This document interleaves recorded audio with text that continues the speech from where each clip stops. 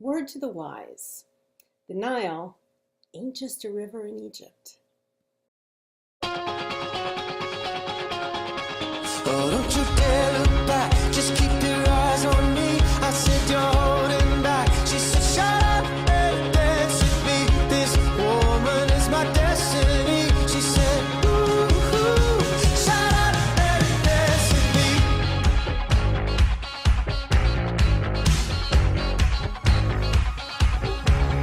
We were victims of the night.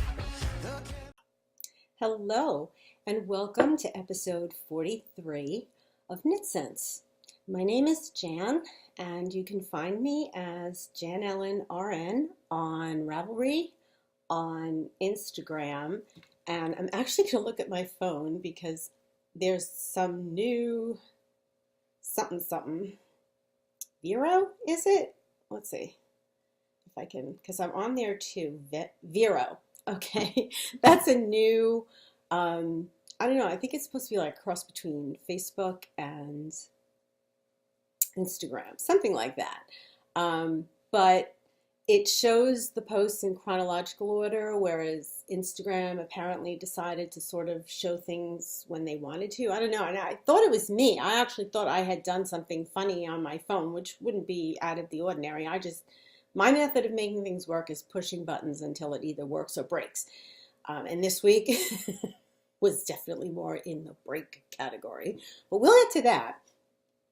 But at any rate, I did download that. I don't know that too many people are on there at this point, but if you are, you can find me as Jan Ellen RN over there as well.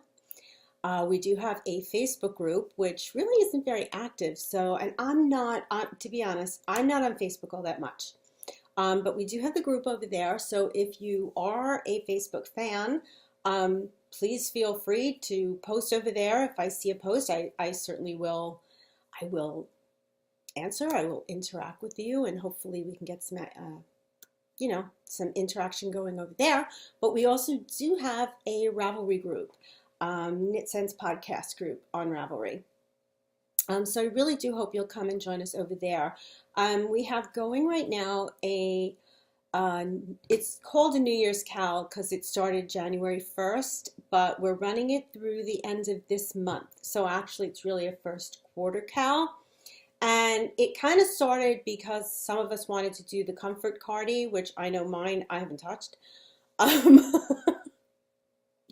So way back, I opened it up to literally anything and anybody who, as long as you cast it on before, after January 1st or on January 1st or New Year's Eve, I won't tell, as long as you cast it on at the beginning of the year and it's finished and posted in the thread by March 30th, we will have a drawing, and I'm still on the hunt. I'm still on the hunt for what's giveaway. I don't know.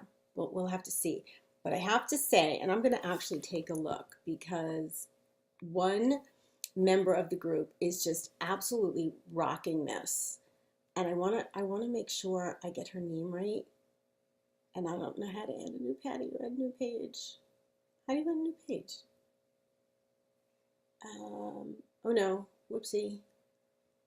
I told you everything this week that I have literally touched, I have broken. My cameras, both computers, everything that I have laid my hands on, I've either broken, messed up. I don't know how you can manage to mess up not one, but two computers in one fell swoop. 2 calls to Apple, 1 trip into the Apple store, 1 trip into the Windows store. Okay, so let's see. I just want to get her name right. Oh my. Linda from Pennsylvania has posted quite a few finished objects in that thread. So you'll have some competition in there because she's got some really beautiful socks, and I think this is, I don't know if this is a cape or a poncho. It's Zuzu's Petals, which is one of my favorite patterns. I did that one years ago. I loved it. She did a beautiful one. So please come over to the forum. All of this, what was that, like 3 minutes of my way of saying, please come over and join us on the forum. Join the forum. To enter into the CAL, all you have to do, like I said, start something, finish it by March 30th, be a member of the group, and post a picture in the thread. That's it. Okay, so let's see.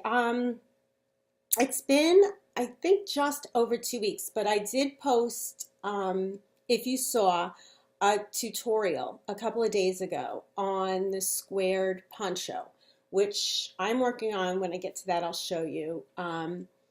So it's been a wacky and crazy couple of weeks here. We had a nor'easter on Friday.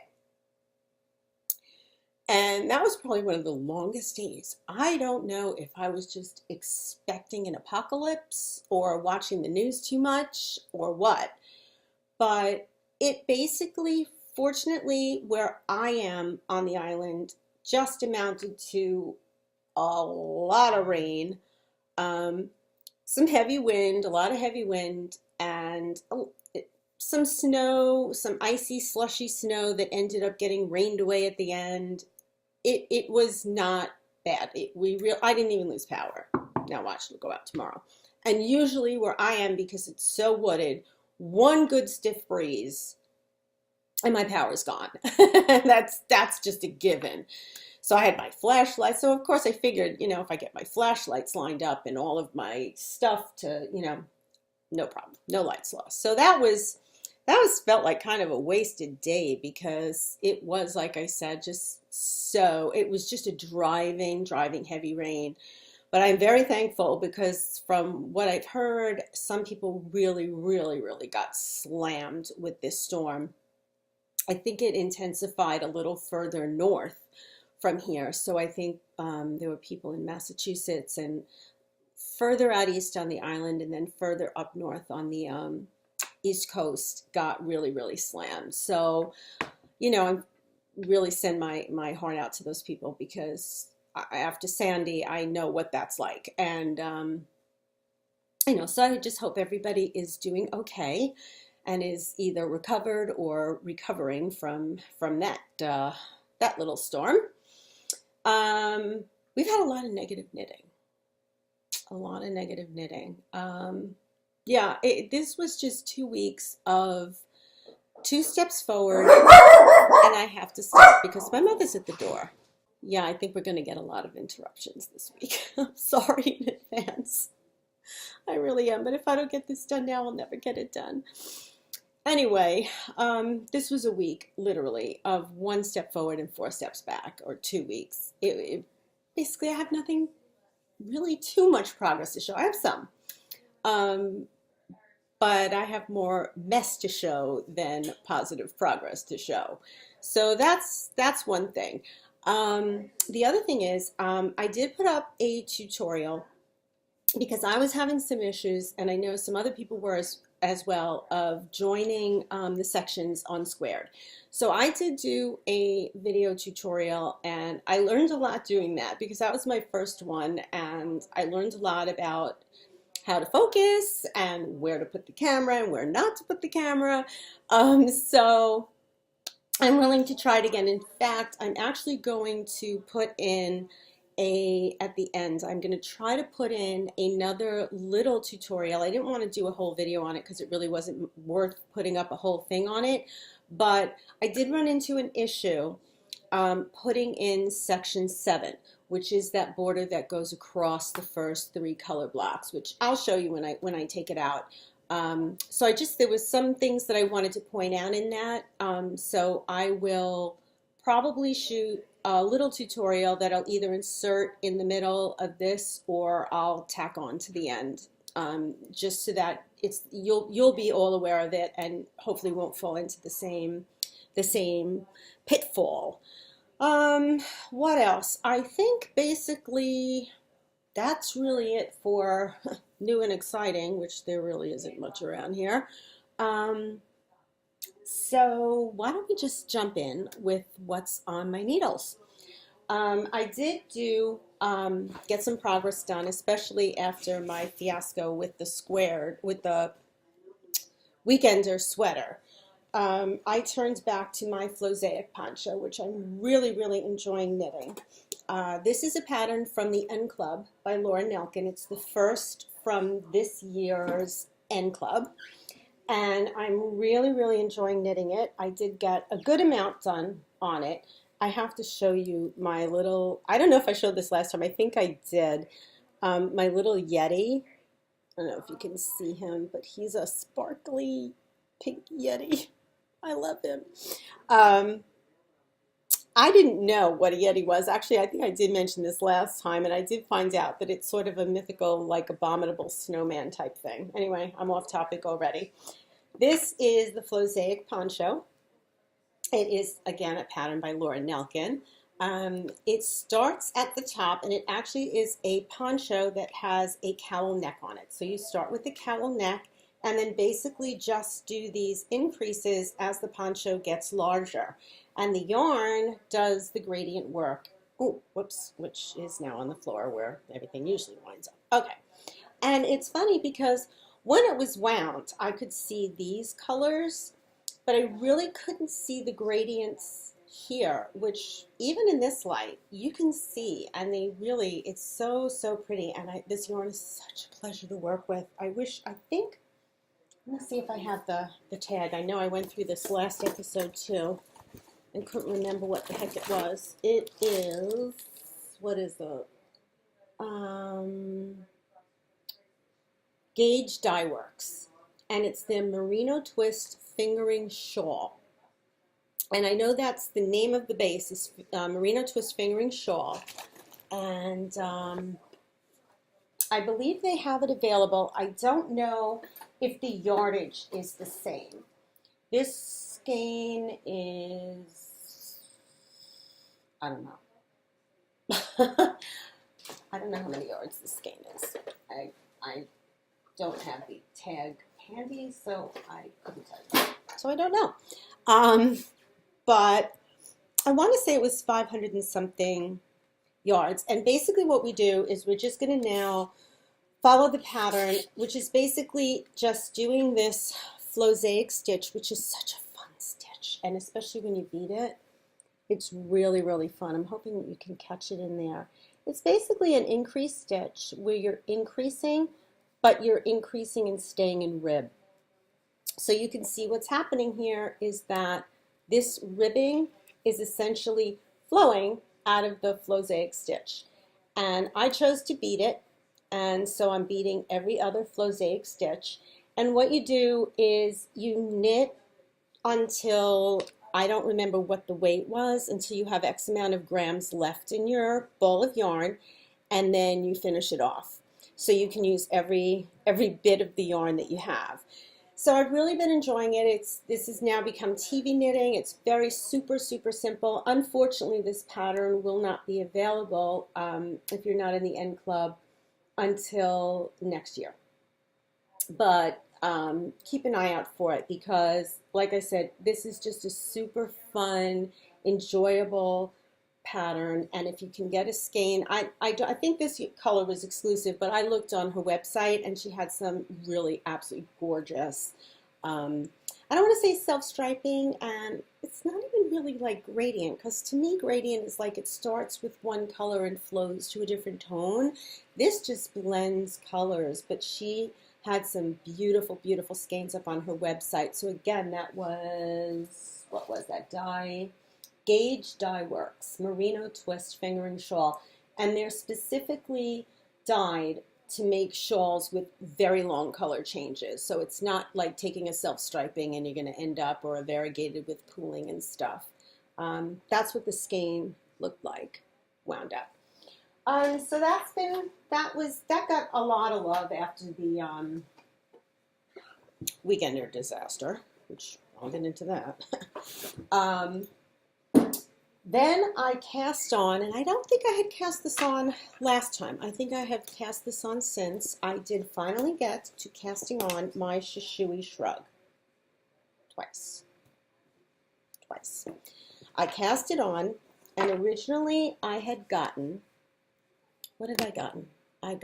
I believe one of these is Teacup, and oh, I took such good notes. I really, really did, of the colors of all my patterns, everything I was working on, and I left them upstairs. I did. So let's just see if we can take a peek in here and see which colorway this is. I think it was Teacup. I want to say, yeah. I had gotten Teacup, and I know it's going to wash out under these lights. Let's see if you can. That's a pretty good representation of it. It's really a cream color, and it's got pops of gold, pops of orange in there. You can see right there, pops of pink, and it had some pops of blue. Now, if you remember, originally I bought the Teacup and 2 skeins of a blue from Hooker's Corner. And that was when disaster struck and my dog knocked a cup of Starbucks into the bag where all of the yarn was. And God, like 6 skeins of yarn got completely ruined. I went back to the store and they did not have that blue anymore. So I replaced it. The Teacup was fine. So I got instead a color of Hooker's Corner in that fuchsia kind of color. And it was fuchsia. It wasn't like a pink, it was just a hot fuchsia. And I started my Shusui Shrug. And I'm sorry, I couldn't get past the fact that it looked like a candy cane. And it reminded me of my days as a candy striper. And even though I eventually did go back for nursing, candy striping was not my thing. Okay, it wasn't a happy time. It was a good experience. So every time I looked at that shrug, I was like, I can't do it. So I went back again to do knit, and I picked out this really, really gorgeous color. This is, what is this? This is Tote Limitine in the Roost colorway. And it took me out of my box, which I was really happy about. It's got orange, which if you look at the Teacup, it's just, oh, how can I do this here? You can see right there the colors are showing nice. It went so well together. I was like, that's it. That's what I want to do. So ripped out my Shusui Shrug and recast it on, and I'm really, really glad I did. So this is as far as I got, because at that point I started my weekender and put this aside, and well, we'll get into what happened with that. But here we are. It is reversible, and I like the fact, I'm really enjoying the colors. I like the fact that they go together, and you can clearly see the Teacup on the one side and the Roost on the other side, but they're not screaming. And I think it's, even though it's this goldy orange, which ordinarily 2 years ago I would never have touched this color. You would have shown this color to me, I would run like for my life. I am loving this, and I really think that it makes it totally, totally wearable. So this again is the Shusui Shrug. It's by Sosu Knits. Sosu, I think, is the designer. Susanne Sommer, I think, S-O-M-E-R. I'll put it below. And it was a little bit, I don't want to say hard. It wasn't hard. It was just a little bit tricksy to get it started, because what you're doing is a section of brioche, a section of garter, another section of garter, then your center section of brioche, garter, garter, and brioche. And you had to just get that set up. It wasn't that it was difficult, especially if you've done brioche before. It's got an I-cord edge. Okay, so you're working I-cord on either edge, slipping stitches. That wasn't a big deal. This had an I-cord cast on, which I did provisionally. And again, if anybody would like to see a tutorial on that, if you're interested in knitting the Shusui Shrug and you want to see, actually I believe she did do a tutorial, which I used to get it started. So there is a really good one up there. I followed her tutorial. She has links in the pattern to how to do that provisionally, which worked perfectly. And again, I had to do it twice. Both times it worked like a charm. And you can see already that it's going to block. It's going to block really nicely. The pattern is very, very well written. But if anybody's having difficulty with brioche increases or brioche stitch, if you would like to see anything in the tutorial, put a comment in the comment section below, and I will do my best to get that up. But that's one thing that I have been working on and enjoying. It's, like I said, it's pretty easy. It does not have brioche decreases in it as far as I know. I have not looked too far ahead, but I don't think there are brioche decreases. I think it's only brioche increases, which really are relatively easy. So that's another thing I've been working on. Let me get to my sad story of woe before I pull out the square. I went, and I believe I mentioned this in the last podcast. I actually might have even shown progress on it, my weekender. Here it is, as of now. Here it was. That's what's left of it. Yeah. I had to rip the entire project out, just in case anyone's interested. I did or was knitting it, and I will re-knit it out of Brooklyn Tweed Shelter. This is the Narwhal colorway. I really enjoyed knitting with it, so much so that I'm going to knit with it again. Here's what happened. I cast on, now the pattern, and I've seen it, oh gosh, now I've got like, between mohair and the Brooklyn Tweed, oh gosh. Nose is itching, which probably means I'm going to get in a fight with somebody. Not good. Okay.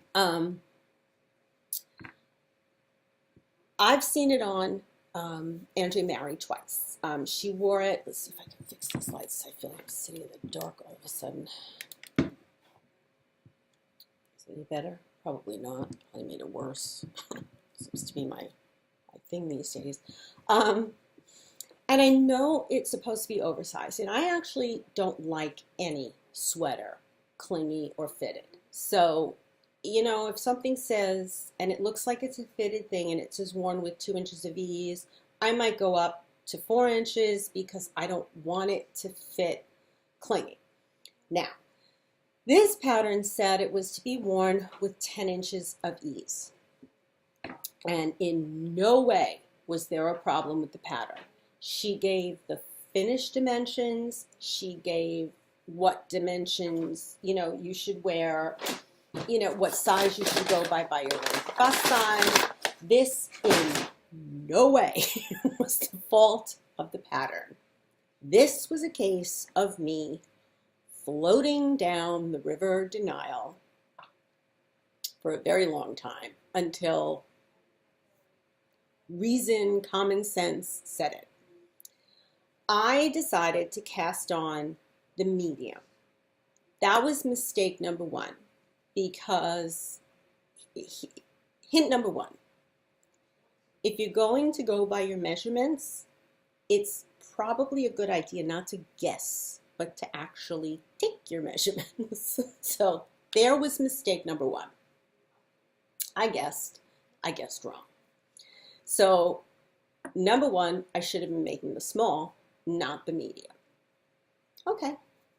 Had I been on gauge, hint number two, it might have worked.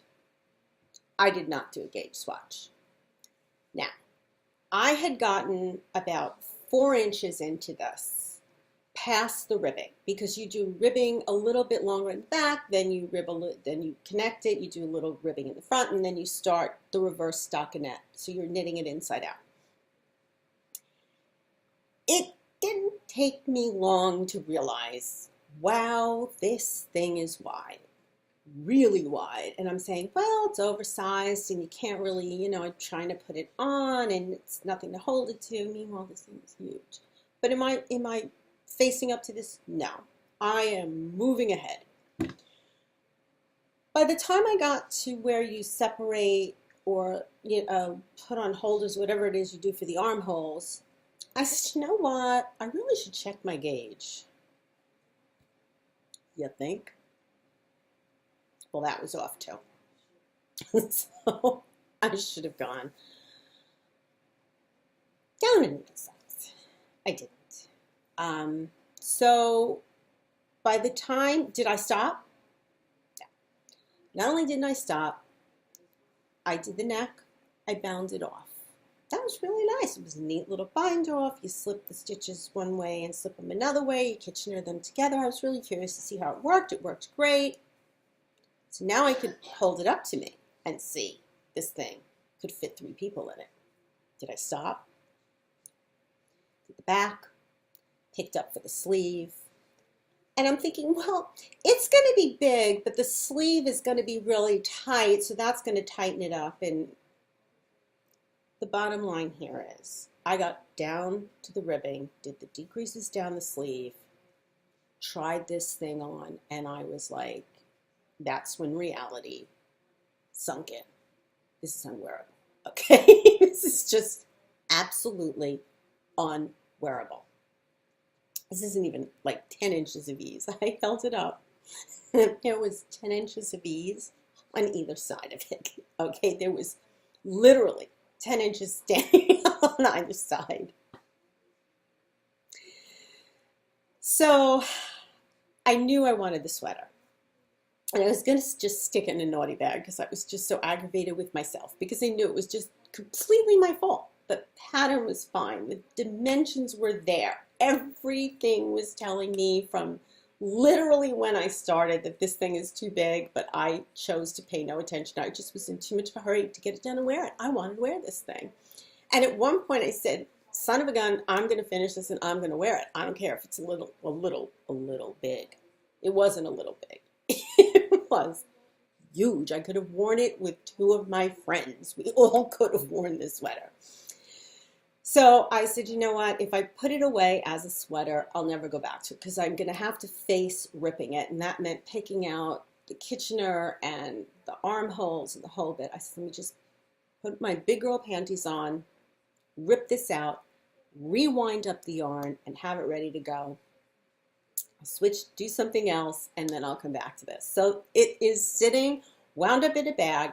I will say one good thing came out of this. When I rewound the yarn, I had done felted joins. They really held up. I actually had to cut the yarn when the ball got too big for my ball winder. So all of that, it went through. None of my felted joins split. So there was some good news out of this after all. So that was my story with that. So I said, I had gotten my yarn for the squared poncho, which I have not shown any of these things, and I did pull them all up. So let's see. I'm going to show you the Shusui Shrug, which that's one of the things I'm working on. Okay, I love that. Because to me, that's kind of like almost like a cross between a shawl and a cardigan. I wouldn't even call it a shrug. It's very long in the back. So that was one thing. And then the Weekender, which I love. Now, if you see, you can take a look at this pattern. That is an oversized fit. Boxy, right? Imagine that 5 times bigger. Because that's where I was at. That doesn't even look like 10 inches of ease. What I had was 20 inches of ease. So, but it's such a cute, cute sweater. It's a really super, super simple knit. So that will go back on the needles. I don't know if I'm going to do it. I'm thinking of making that my Rhinebeck sweater because it's easy enough and I can knit it up fast enough when the weather gets cooler rather than trying to knit it in the summer with that heavy, because it is kind of a scratchy, heavy yarn, and still have it done in time for Rhinebeck. So that's my thinking now. And here we go. Here is the squared pattern. Now, I don't know how many of you are knitting this, but I do know that there are a lot of cows going on right now. It's a pattern. It is free pattern. by Beata Jezek, who is the dyer at Hedgehog Fibers. The pattern is available for free at the Hedgehog Fiber website. Basically, it's a modular pattern. You knit sections and then connect them together. It's a lot of fun. It really, really is. It's a very enjoyable pattern. And what you do is each section, you hold 2 skeins of yarn together. Now, she used skinny singles. She did recommend that you can throw in some of her cashmerino, which I did in one section, and I decided I had to have a section with some mohair.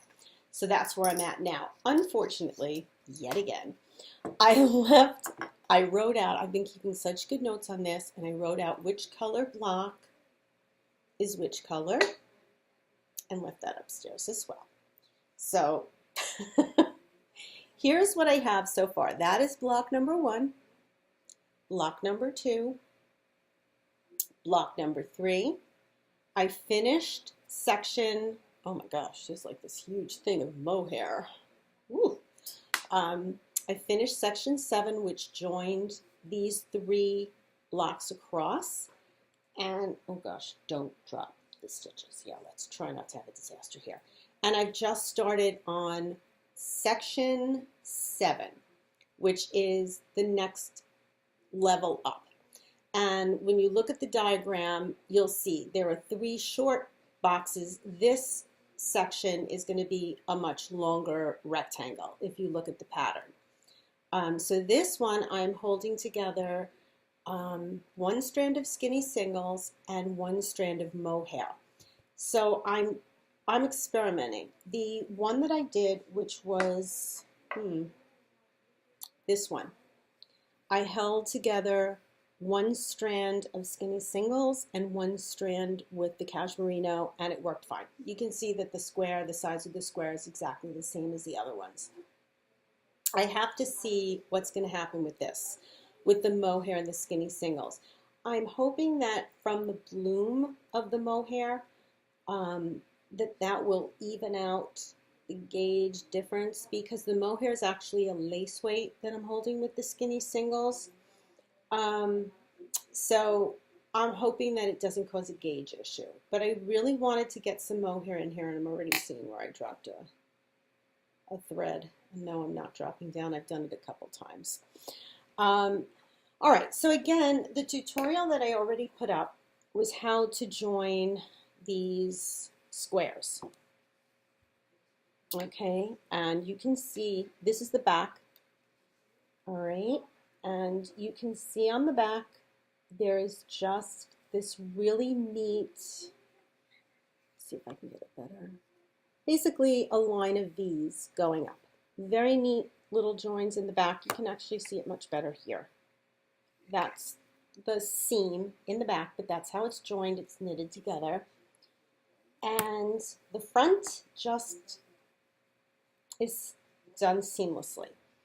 What I did want to do a little mini tutorial on was joining, and an issue that I ran into with picking up stitches and knitting in this long border here.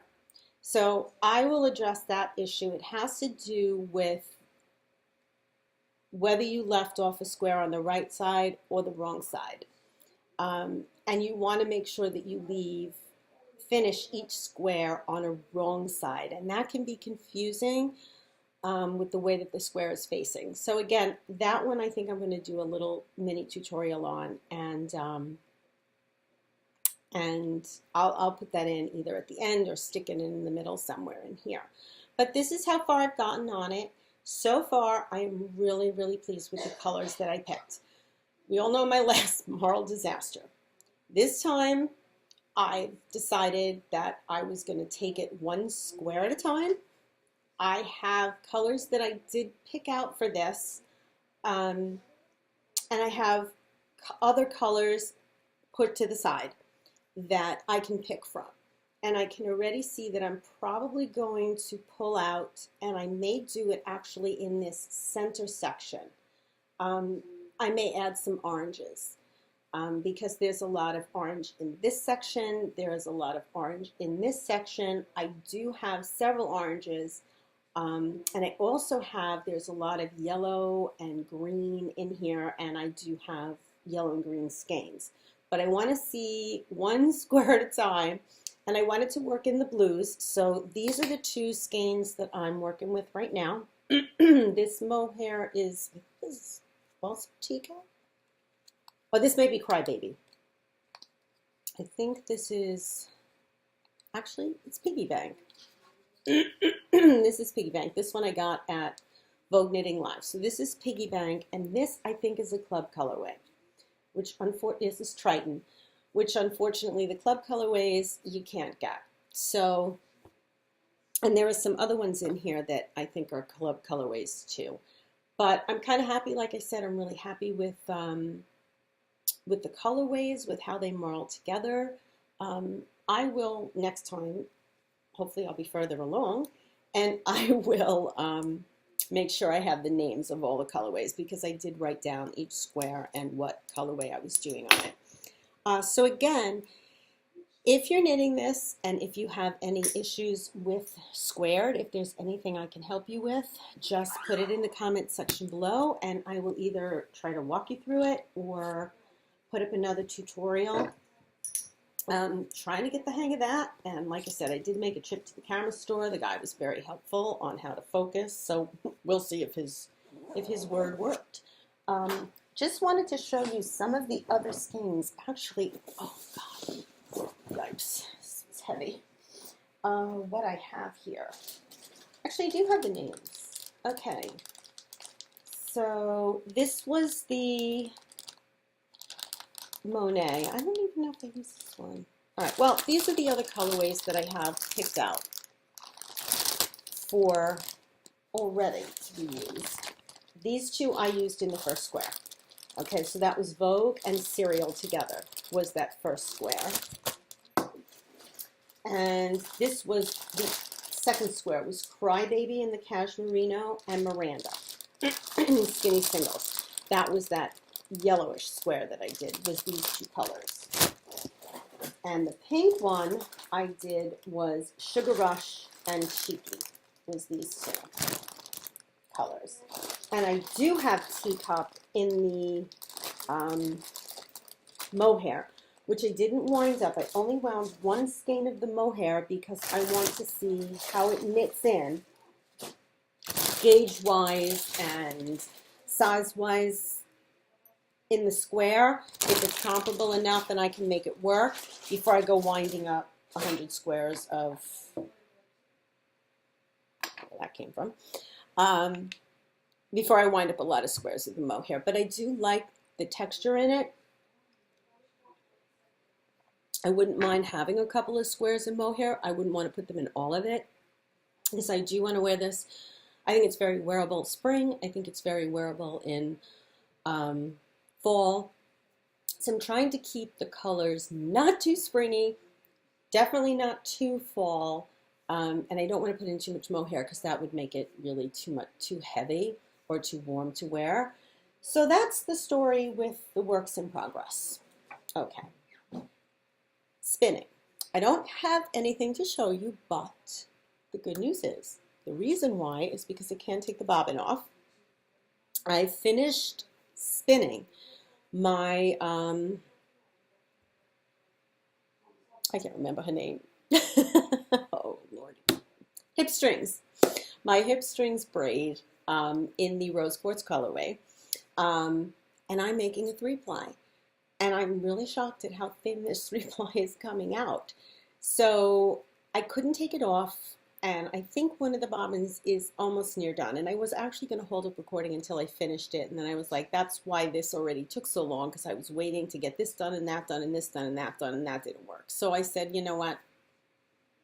Take my word for it. I'm 3-plying the hip strings on my Lendrum, which was another thing that I managed to somehow break this week. It was just a horrible week. I ended up taking that Lendrum completely apart to the point where I took the big wheel off. I took the pieces apart. I was literally in the middle of trying to take the treadles off, which if I had known how, I would have. It's not making a clunking noise, but I feel like a clunking under one foot. It was driving me crazy. I can fix it. I haven't, it's much, much better now. The thing spins like butter. I love that wheel. Absolutely love that wheel. So I think what I'm going to do is I'm going to replace those two rubber pieces that connect the footman, the treadles to the footman.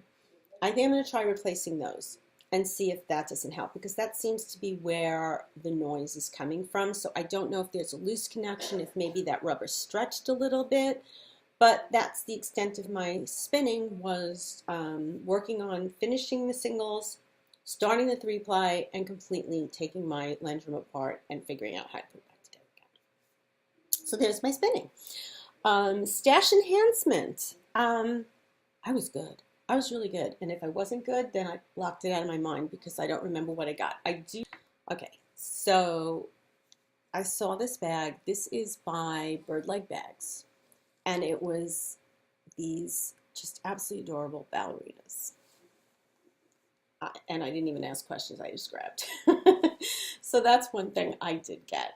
And I happen to love her bags. And you can see the inside fabric coordinates, and the pockets even coordinate. She's got all these pockets on the inside with this polka dot fabric. Let's see if I can turn this around. There are pockets for pens, pockets for needles, 3 pockets on one side, and I think, yeah, just that 3 pockets on the one side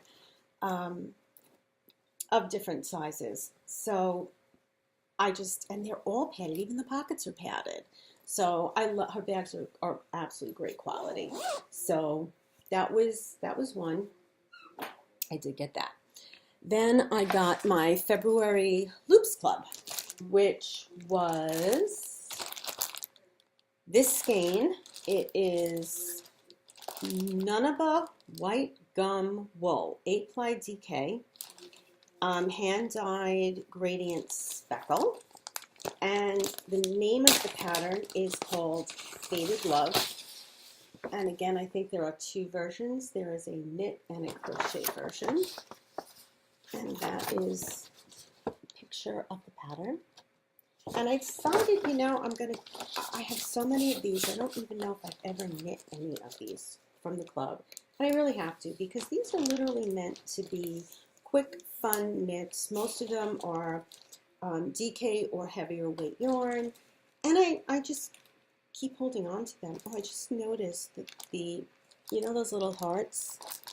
I don't know what those heart candies are, but it actually is stamped Loops Love. Okay, that's pretty cute. I don't know if you can see that there, but that's really, really cute. Okay, so that was one thing. And the other thing that I got was my first, from Romi Hill's Pins and Lace Club, my first shipment, my first what we call LWB, Little White Box. And this year I did do the yarn and the pin. The name of the shawl is Illuminate. And I believe, don't quote me on this, I believe that, I know the club signups are finished, but I believe that the pattern only version may still be available. So in other words, if you want the patterns only, you may still be able to purchase that. But I did this, last year I did pins and pattern only. This year I did the pins and the yarn, pins, pattern, yarn. Because every time I saw the yarn, I ended up trying to get it off D-Stash. I loved it so much. So here's the pin. They're all made by Romi. I believe this is nickel.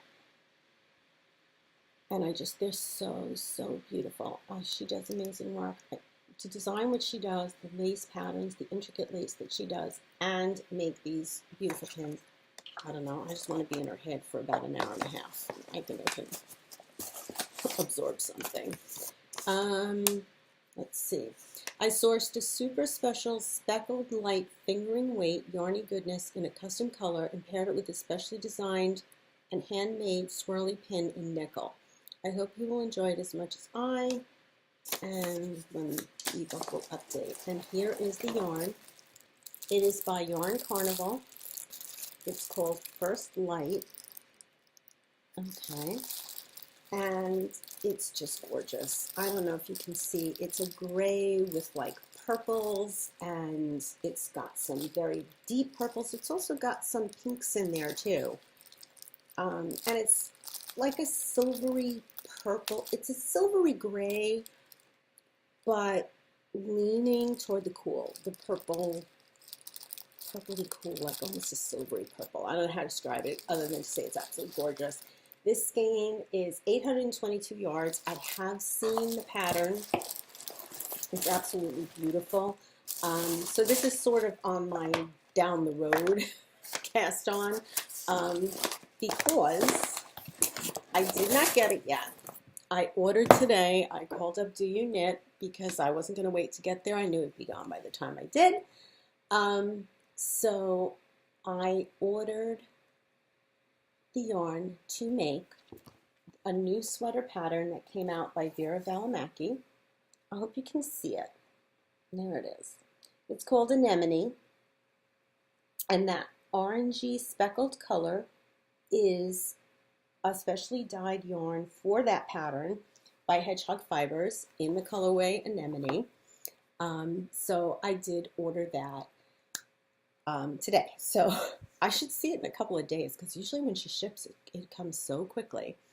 But that pattern just was singing to me, because that to me is like a spring, summer, heck, I'd wear that all year round. I'd wear it with a t-shirt underneath it. So that's that. And the only other thing I wanted to mention, I know I had mentioned when I picked these up at Vogue Knitting Live, that a friend of mine had recommended. I had tried all of those lotion bars and all of that and really wasn't happy with any of them. Well, I've been using the LoLo bars now in the Bamboo Element fragrance since Vogue, so 2 months, and I'm obsessed with this. I am really, I'm obsessed. First of all, I'm obsessed with this fragrance. But these are not the kind that you have to do strange things to get the bar to be liquid enough or soft enough to get them on your hands. They don't leave your hands greasy at all. I'm really obsessed with this. I'm not a plug for them. I am not a sponsor for them. I am just obsessed with them. So if you are looking for any kind of hand product for your, dry hands, and I like, it comes in the traditional bars, which are great, and I do love them. It was funny because I went and I bought the large bar and went to my room, loved it, came back the next day to get the regular size that you could stick in your knitting bag, and they had already sold out in this fragrance, and I was obsessed with this. She was like, well, we have these, and I'd never seen it. So I was like, these are really great because you can rub them on if your elbows, whatever, wherever you need it. So I got these, but I will be ordering these smaller little bars to put in my knitting bags and whatnot. The Bamboo Element, like I said, that's the fragrance I chose because it is just fresh and it's clean. So I just thought I would really, because I've been really enjoying these bars, put it out there and recommend it again. I'm not a sponsor. I'm not sponsored. I'm not nothing. I just love them to bits. So that's it. That's it. Just want to welcome any new viewers that we have, and thank you for joining us. I really am so thankful, and I really appreciate all of the positive comments that I've gotten on the tutorial that I put out.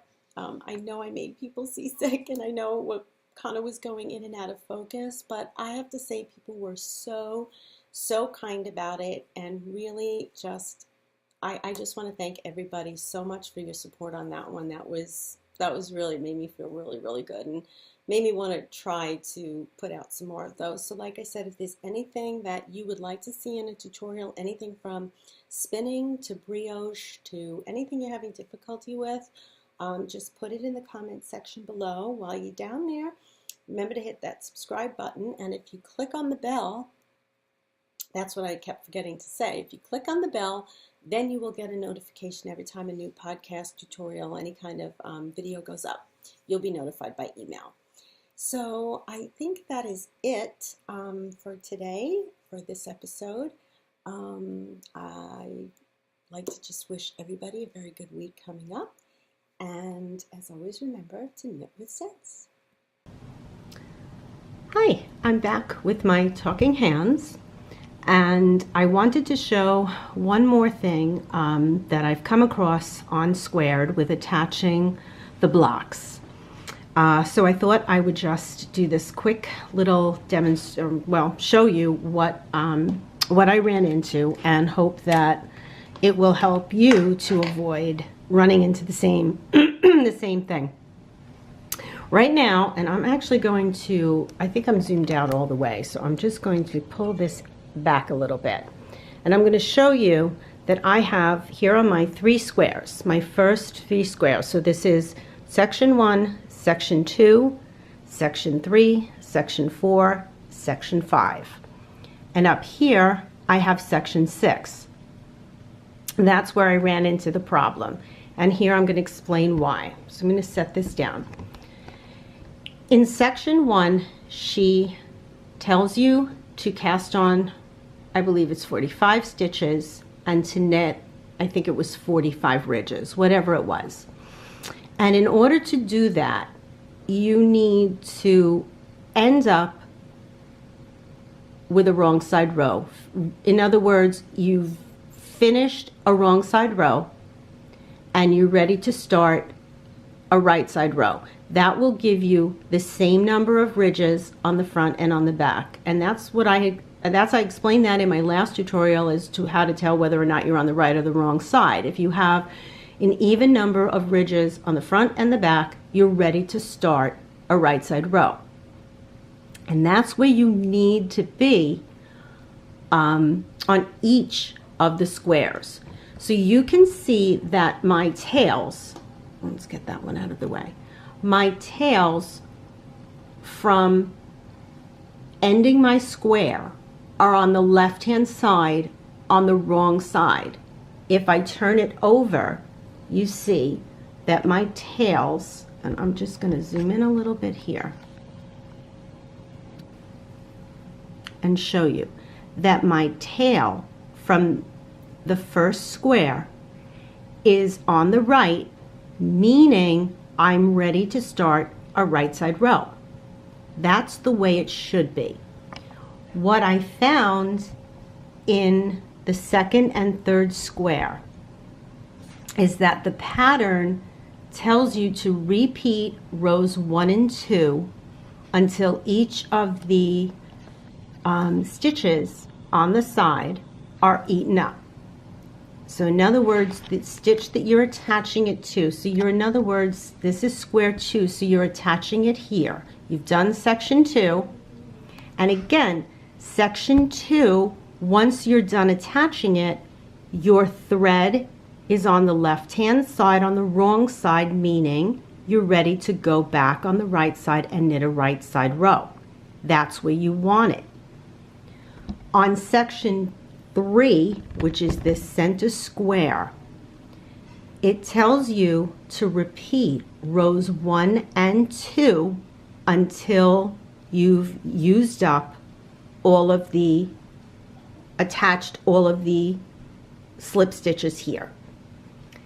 Now, that's fine and it works, but if you repeat rows 1 and 2 to the very end, you're going to end up with your yarn, your tails, on the right side, meaning you're going to end with a right side row ready to do a wrong side row.